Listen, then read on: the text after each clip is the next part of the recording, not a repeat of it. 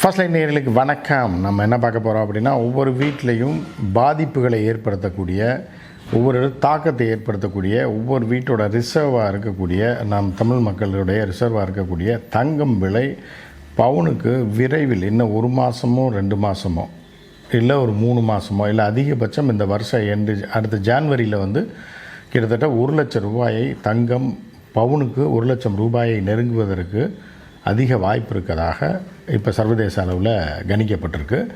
So இது தங்கம் ஏன் இவ்வளோ ஏறுது? ஒரு பவுன் 1 லட்சம் அப்படின்னா ஒரு சாதாரண குடும்பத்தில் தாலிக்கு கூட தங்கம் வாங்க முடியாது. 1 பவுன் தாலி, 1 பவுனில் தாலி போடுறீங்க அப்படின்னு வைங்களேன், அதுக்கே 1 லட்ச ரூபா வேணும் தாலிக்கு தங்கம் போடுவதற்கு மட்டும். அப்போ செயினுக்கு என்ன பண்ணுறது? ஸோ இந்த மாதிரியாக ஒரு மிகப்பெரிய ஒரு தாக்கத்தை இந்த தங்கம் ஏற்படுத்தியிருக்கு. ஏன் இந்த தங்கம் விலை உயர்ந்து கொண்டே இருக்கிறது, எப்படி 1 லட்ச ரூபாய்க்கு போகும் அப்படின்னு சொல்கிறது. ஏன்னா இன்றைக்கி பார்த்திங்க அப்படின்னா ஏற்கனவே நம்ம போட்டிருக்கோம், பட் பலரும் போட்டிருக்காங்க அப்படின்னு வச்சிங்களேன். அதாவது என்னென்னா, ஒரு கிராம் 10,000 தொட்டு விடும் இன்னும் ஒரு 2-3 மாதத்தில் அப்படின்னு நம்ம ஏற்கனவே சொல்லியிருந்தோம். அதே மாதிரி இப்போ கிட்டத்தட்ட ஒரு கிராம் 10,000 ரூபாய்க்கு மேலே 10,200 ரூபாய்க்கு மேலே தாண்டி போயிடுச்சு. ஏன்னா பவுன் 83,000 நெருக்கி விட்டது. ஸோ இன்னொரு 17,000 ரூபா தான் இருக்குது 1 லட்ச ரூபாய்க்கு. ஸோ இது ஏன் இறங்குது, ஏன் ஏறிக்கிட்டே இருக்குது? அதாவது இந்த ஒரு வருஷத்தில் மட்டும் தாறுமாறாக ஏறி இருக்குது. கிராமோட விலை 8,000 ரூபா இருந்தது. இந்த ஒரு வருஷத்துக்குள்ளேயே பார்த்திங்கன்னா 2,000-3,000 ரூபாய் கிராமுக்கு ஏறி இருக்குது, பவுனுக்கு இல்லை. ஸோ இப்படி ஒரு உச்சத்தை தொடுவதற்கான காரணம் என்ன, இன்னும் இது எங்கே போய் நிற்க போகுது அப்படின்னு தான் நம்ம பார்க்க போகிறோம்.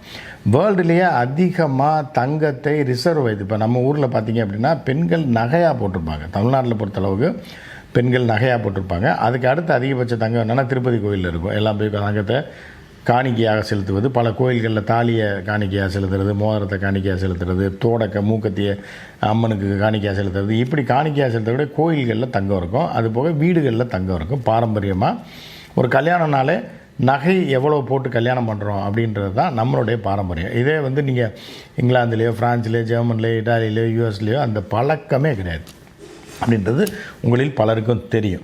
ஸோ இப்போ என்ன அப்படின்னா, இயற்கையாகவே நம்ம தமிழ் மக்கள் கோடிக்கணக்கான டன், நூற்றுக்கணக்கான டன் நகைகளை ஸ்டாக் வச்சுருக்காங்க. அது பாரம்பரியமாக நம்ம மன்னர் காலத்திலேருந்து அதை வைத்துக்கொண்டோம், மன்னர்களும் வைத்து கொண்டிருந்தார்கள். அந்த பழக்கம் தான் இன்றைக்கும் தொடருது. ஸோ இந்த வகையில் பார்த்திங்கன்னா உலகத்திலே அதிகமாக அமெரிக்காவை தான் தங்கத்தை பெரிய அளவில் ஸ்டாக் வச்சுருக்காங்க. எவ்வளோ வச்சுருக்காங்கன்னா 8,000 டன்னுக்கு மேலே, 8,300 டன்னுக்கு மேலே, 8,333 டன்னுக்கு அளவிற்கு அவர்கள் ஸ்டாக் வச்சுருக்காங்க தங்கத்தை. ஸோ அந்த தங்கத்தை ஸ்டாக் வைப்பதை வைத்து தான் ரூபா நோட்டு அடிக்கப்படுதுன்னு சொல்லி ஒரு காலங்காலமாக ஒரு பூ சுற்றுற கதையை சொல்லிகிட்டு இருக்காங்க. அப்படி பார்த்தீங்கன்னா இந்தியாவில் கிட்டத்தட்ட யூஎஸில் 1/3 அல்ல, யூஎஸ் எவ்வளோ ஸ்டாக் பண்ணி வச்சுருக்கான். அவன் மிகப்பெரிய பணக்கார நாடு. அவன் தங்கத்தை வெளி மார்க்கெட்டில் கட்டியாக வாங்கி அவன் ரிசர்வில் வச்சுருக்கான். ஆனால் நம்ம மக்கள் சிறுக சேர்த்தது, இந்திய மக்கள், தமிழக மக்கள், கேரளா மக்களை மட்டும் சேர்த்தாலே நிச்சயமாக தங்கத்தோட நம்மளோட ஸ்டாக் பார்த்திங்க அப்படின்னா கிட்டத்தட்ட யூஎஸ்க்கு பாதிக்கு நெருங்குற, இந்தியா முழுவதும் சேர்த்தே யூஎஸ்க்கு பாதிக்கு நெருங்குறதுக்கு வாய்ப்பு இருக்குது. ஆனால் இது எதுவுமே கணக்கில் வரவில்லை அப்படின்னு சொல்லி டீலில் விட்டாங்க. ஸோ இப்போ எந்தெந்த நாட்டில் எவ்வளோ ஸ்டாக் இருக்குது அதை வைத்து தான் பணக்கார நாடாக என்னான்னு கண்டுபிடிக்கிறான். அந்த லிஸ்டிங்கில் வருது. அதில் இந்தியா 7வது இடத்துல இருக்குது. இப்போ எந்தெந்த நாடெல்லாம் டாப்பில் தங்கம் நகை, அதாவது தங்கம் வைத்திருக்கிறது, எதற்காக தங்கம் வச்சுருக்கிறதுன்னு தான் நம்ம பார்க்க போகிறோம். இப்போ பார்த்திங்கன்னா ஃபஸ்ட்டு யூஎஸ் எடுத்துக்கலாம். யூஎஸில் எவ்வளோ இருக்குது, எவ்வளோ ஸ்டாக் வச்சுருக்கான் அப்படின்னு பார்த்தீங்க அப்படின்னா இப்போ 8,133 டன் ஸ்டாக் வச்சுருக்கான். அதுக்கடுத்து 2வது இடத்துல ஜெர்மன் 3,251 டன்னு, இட்டாலி 2,451 டன்னு, ஃப்ரான்ஸ் 2,437 டன்னு, சைனா 2,279 டன்னு, சுவிட்சர்லாண்டு 1,039 டன்னு, இந்தியா 876 டன் வச்சுருக்கான். ஸோ இதில் பாரம்பரியமாக தங்கத்தை வைத்திருந்த நாடுகள் எது அப்படின்னு பார்த்திங்கன்னா இந்தியா, ஏன்னா அதே மாதிரி சைனா, அதே மாதிரி இட்டாலி, ஃப்ரான்ஸ், இவர்கள்லாம் தங்கத்தை பெரிய அளவில் ஸ்டாக் வச்சுருந்தாங்க, பாரம்பரியமாக ஸ்டாக் வச்சுருந்தாங்க.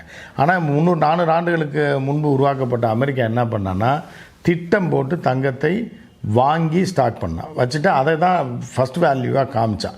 ஸோ அப்படி அந்த வகையில் தான் தங்கம் வாங்கியிருக்கான். நம்மலாம் பாரம்பரியமாக பாண்டியர் காலத்தில், சோழர் காலத்திலேருந்து, அதாவது இந்திய மன்னர்கள் பழம்பெரும் மன்னர்கள் காலத்திலேருந்து தங்க நகை அணிகலன்களை அணிவது வந்து நம்மளுடைய பாரம்பரிய பழக்கம். ஸோ நம்மலாம் பாரம்பரியமாக தங்கம் வச்சுருந்தவன். ஃப்ரான்ஸ் பாரம்பரியமாக தங்கம் வச்சுருந்தவன். ஜெர்மன் அப்படி தான் வச்சுருந்தான். ஏன்னா மன்னராட்சி காலத்தில் அவர்கள் வந்து பெரிய அளவில் சேர்த்துருந்தான். அதே மாதிரி பிரிட்டிஷ்காரன் வச்சுருந்தான். ஆனால் இன்றைக்கி போலாண்டு வச்சுருந்தான். ஆனால் இன்றைக்கி பார்த்தீங்க அப்படின்னா இது தங்கத்தை மட்டுமே வாங்கி கொடுத்து அமெரிக்கா நம்பர் 1க்கு போயிடுச்சு. சரியா? அடுத்து ஜெர்மன் இருக்குது, அடுத்து ஃப்ரான்ஸ் இருக்குது, எல்லாம் இருக்குது, அடுத்து வருது. அதே மாதிரி சைனா வந்து எல்லாத்தையும் இழந்து விட்டு சமீப காலத்தில் தங்கத்தை வாங்கி குவிக்க தயாரானது. எப்போனா இந்த 5 வருடம் 10 வருடத்தில். ஸோ அதோட ஸ்டாக்கும் பார்த்திங்கன்னா கிட்டத்தட்ட 1/3 ஆஃப் யூஎஸ் வந்து ஸ்டாக் பண்ணி வச்சுருக்காங்க கோல்டை. ஸோ வந்து இப்படி வந்து எல்லோரும் ஸ்டாக் பண்ணி வைக்கிறதுனால தான் தங்கத்தோட வேல்யூ இன்க்ரீஸ் ஆகுது. இன்னொரு காரணம் என்ன அப்படின்னா, தங்கம் வந்து ஒரு காலத்தில் ஒரு 50 வருஷம் 70 வருஷத்துக்கு முன்னாடி நகைக்கடைகள்லேயே வாங்குறதோ இல்லை கோல்டு பிஸ்கட்டாக வாங்கி தனிநபர்கள் சேமித்து வச்சிருக்கிறாங்க. அதனால தான் ஸ்லோவாக உயர்ந்துச்சு. என்றைக்கு தங்கத்தை ஸ்டாக் மார்க்கெட்டில் கொண்டு வந்து வியாபாரம் பண்ண ஆரம்பித்தானோ அன்னைக்கே தங்கத்துக்கு சனியம் பிடிச்சிருச்சு அப்படின்னு பார்க்கலாம். இது வந்து விர்ச்சுவல் கோல்டு அப்படின்னு சொல்லி கண்ணில் நீங்கள் பார்க்கவே முடியாது. ஆனால் 1 கிலோ கோல்டை வாங்கி நீங்கள் ஸ்டாக்காக வச்சுக்கலாம். அதுக்குரிய பணத்தை பெற்றுக்கொள்வாங்க. நீங்கள் எப்போ விற்கணுமோ விற்றுட்டு அந்த காசை எடுத்துக்கலாம். ஆனால் அந்த கோல்டை நீங்கள் கண்ணாலே பார்க்க முடியாது. அதுதான் ஷேர் மார்க்கெட்டில் ட்ரேட் பண்ணுறது. தெரியாதவங்களுக்காக சொல்கிறேன். ஸோ என்றைக்கு வந்து ஷேர் மார்க்கெட் என்கிற சூதாட்டத்தில் தங்கம் கொண்டு வரப்பட்டதோ அன்னையிலேருந்து தங்கத்துக்கு வென பிடிச்சது. அப்போ என்ன ஆகுதுன்னா, டெய்லி ட்ரேடர்ஸு இன்வெஸ்டர்ஸ்லாம் என்ன பண்ணுறான்னா, இண்டஸ்ட்ரியில் இன்வெஸ்ட் பண்ணுவான், ஒரு ப்ராடக்ட்டில் இன்வெஸ்ட் பண்ணுவான், ஒரு கம்பெனியில் இன்வெஸ்ட் பண்ணுவான். அந்த கம்பெனியோட ஷேர்ஸ் விழுகும்போது என்ன பண்ணுறான் அப்படின்னா தங்கத்தில் கொண்டாந்து இன்வெஸ்ட் பண்ணுறான். ஏன்னா தங்கம் அவ்வளோ சீக்கிரம் இறங்காது. ஏனென்றால் அமெரிக்கா வந்து கிட்டத்தட்ட 8000 சில்லற டன் கணக்கில் தங்கம் வச்சுருக்கான். அதனால் அவன் இறங்க விட மாட்டான். அவன் வந்து அமெரிக்கா வந்து தங்கத்தை விற்றானா வேணால் நம்ம வீட்டில் இருக்க தங்கத்தை விற்றுடலாம். ஏன்னா அன்றைக்கூட ஏதோ பொங்கல் வைக்க போகிறான்னு அர்த்தம். ஆனால் தங்கத்தை அமெரிக்கா அதிகப்படியாக வைத்திருக்கும் வரை, சீனா வைத்திருக்கும் வரை, ஜெர்மன் வைத்திருக்கும் வரை, ஃப்ரான்ஸ், அதாவது G7 நாடுகள் வைத்திருக்கும் வரை, ரஷ்யாவும் சைனாவும் வச்சுருக்கும் வரை நம்ம தங்கத்தை வாங்குறதுக்கு பயப்படவே வேண்டாம். அதை ஒரு இப்போ வந்து என்னென்னா, தாலிக்கு தங்கம் செயின் போடுறோன்றதை தாண்டி, அழகுக்குன்றதை தாண்டி இப்போ அதுதான் கவரிங் நகைகள் வந்துடுச்சு. ஸோ அதை தான் இப்போ எல்லோரும் விரும்பி போடுறாங்க. ரொம்ப சீப் ரேட்டாக இருக்குது. 10 பவுன்னா செயினோட ரேட்டு வந்து வெறும் 500 ரூபாய்க்கு வாங்கலாம். அழகாக இருக்குது. அது கோல்டை விட அழகாக பளிச்சுன்னு இருக்குது. ஸோ அப்படி இப்போ வேறு வந்து நீங்கள் பார்த்தீங்க அப்படின்னா வெறும் பழங்காலத்து ஆர்னமெண்ட்ஸ் அப்படின்லாம் நீங்கள் போய் கடையில் கோல்டாக வாங்க வேண்டியதில்லை. வாடகைக்கே விடுறான். 500 ரூபா வாடகை கொடுத்தீங்கன்னா ஒரிஜினலை விட டாப்பில் இருக்குது. ஏன்னா ஆன்டிக் ஜுவல்லரி அப்படின்னு. ஸோ இதை வச்சு தான் நம்ம பேலன்ஸ் பண்ணிக்க வேண்டியது இருக்குது. தமிழ் மக்கள் வந்து தங்கத்தில் வேணால் இன்வெஸ்ட் பண்ணலாம், தங்கத்தை வாங்கி வைத்து கொள்ளலாம். ஆனால் வந்து நீங்கள் பட்டாடாவமாக அணிந்து கொள்வதற்காக இனி தங்கம் வாங்குறதுன்றது ரொம்ப ரேரு. அதே மாதிரி மிடில் கிளாஸ் தங்கம் வாங்குறதுன்றதும் ஒரு குதிரை கொம்பாக மாறிவிட்டது. இப்போயே மாறிவிட்டது. இன்னும் விரைவில் அடுத்த வருஷம் ஜான்வரிக்குள்ளேயே 1 லட்ச ரூபாயை தொடுவதற்கான வாய்ப்பு இருக்கிறது. எனவே ஏற்கனவே தங்கம் வைத்திருப்பவர்களுக்கு மிகப்பெரிய ஒரு அதிர்ஷ்டம். அவர்களுக்கு வந்து இது ஒரு ஸ்டாக்காக இருக்கும். ஆனால் இனி தங்கம் வாங்குபவர்களுக்கு, ஏழை எளிய மக்களுக்கு தங்கம் வந்து ஒரு எட்டாக்கனியாகவும் ஒரு கனவாகவும் மாறிவிடும். ஒரு கார் வாங்கிடலாம், ஆனால் தங்கம் வாங்குறது கஷ்டம். ஒரு கார் செகண்ட் ஹேண்டில் 1.5 லட்ச ரூபாய்க்கு வாங்கி அழகாக குடும்பத்தோட ஏசி போட்டு ஜில்லுன்னு போகலாம், எங்கே வேணாலும் போகலாம். அவ்வளோ சொகுசான காரே 1 லட்ச ரூபாய்க்கு வாங்கிடலாம் செகண்ட் ஹேண்டில். ஆனால் தங்கம் ஒரு பவுன், ஒரு மோதிரம் போடலாம், அவ்வளோதான். செயினா கூட 1 பவுனில் பெருசாக செஞ்சு போட முடியாது. அந்த 1 பவுன் மோதிரம் வாங்குவதற்கு வந்து ஒரு குதிரை கொம்பாக மாறிடும். அது வந்து ஒரு மிகப்பெரிய ஒரு என்னென்னா, பெரிய ஒரு தங்கம் வாங்குறதுனாலே ஒரு பெரிய குதிரை கொம்புன்னு வச்சுக்கலாம். அந்த மாதிரியான அது ஒரு பெரிய எட்டாக்கனியாக ஏழை மக்களுக்கு ஆகிவிடும். நடுத்தர மக்களுக்கு இது ஒரு பெரிய ஒரு கவர்ச்சியான ஒரு விஷயமாக மாறிடும். எனவே தங்கம் விரைவில் ஜனவரி மாதம் ஒரு லட்ச ரூபாய் தொட்டுரும். இப்போ இன்வெஸ்ட் பண்ணுறவங்க கூட இன்வெஸ்ட் பண்ணி வச்சிங்கன்னா கூட 85,000-83,000 ரூபாய்க்கு நீங்கள் காயினாவோ இல்லை கோல்டாவோ வாங்கி வச்சிங்க அப்படின்னா நிச்சயமாக 6 மாதம் 1 வருஷத்தில் 15% இன்க்ரீஸ் நீங்கள் எதிர்பார்க்கலாம். 1 லட்சத்து ரூபாய் சத்தியமாக தாண்டி விடுவதற்கான வாய்ப்பு தான் இருக்குது. ஏன்னா அமெரிக்கா பெரிய அளவு ஸ்டாக் வச்சுருக்கான். அதே மாதிரி ஷேர் ட்ரேடிங்கில் வந்து மேலே இந்த போர் சூழல், அதே மாதிரி இந்த அமெரிக்கா எப்போ ட்ரம்ப் வந்து உலகம் பூரா பொருளாதார நாசக்காடாக ஆயிடுச்சோ அப்போ இருந்தே வந்து எல்லோரும் தங்கத்தில் இன்வெஸ்ட் பண்ண ஆரம்பிச்சிட்டாங்க. கம்பெனியை நம்பியோ அமெரிக்கன் கம்பெனியில் இன்வெஸ்ட் பண்ணுறதையோ இல்லை வேறு சில G7 கண்ட்ரியில் இப்போ பார்த்தீங்க அப்படின்னா பிரிட்டனு ரெஸ்ட்லெஸ்ஸாக போச்சு, ஃப்ரான்ஸும் ரெஸ்ட்லெஸ்ஸாக போச்சு, ஜெர்மனு டோட்டலாக ஒழிஞ்சு போச்சு, எந்த பிஸ்னஸுமே கிடையாது. ஐரோப்பிய நாடுகள் பூராமே ஒரு பொம்மையாக, அழகிய பொம்மையாக மட்டும் காட்சி அளிக்கிறது, உள்ளே ஒன்றுமே கிடையாது. கிடையாது. இப்போ அமெரிக்காலேயும் பிரச்சனை வந்துட்டுருக்கு, ரஷ்யாலேயும் பிரச்சனை, உக்ரைன்லேயும் பிரச்சனை, இப்படி எல்லா இடத்துலையும் பிரச்சனைகள் வந்துருக்கு. 2 நாட்டில் தான் பிரச்சனை இல்லை, ஒன்று வந்து சைனாவில், இன்னொன்று இந்தியாவில் இன்னும் பெரிய பிரச்சனைகள் வரலை.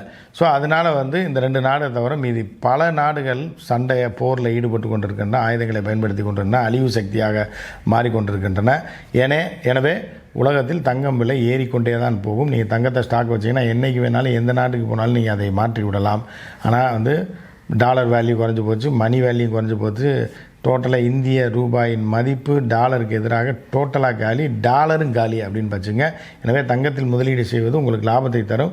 அதீதமாக பணம் வச்சுருக்கவங்க நிச்சயமாக தங்கத்தில் இன்வெஸ்ட் பண்ணிங்கன்னா அது வந்து ஒரு ஜனவரிக்கு மேலே உங்களுக்கு ஒரு லாபத்தை தரக்கூடிய வாய்ப்பு இருக்குது அப்படின்னு தான் நம்ம பார்க்குறோம். இதுதான் சர்வதேச அரசியல் நிலையாகவும் சர்வதேச ஸ்டாக் எக்ஸ்சேஞ்சில் நடக்கக்கூடிய ட்ரேடிங் நிலையிலிருந்து பார்க்கும்போதும் தெரியுது.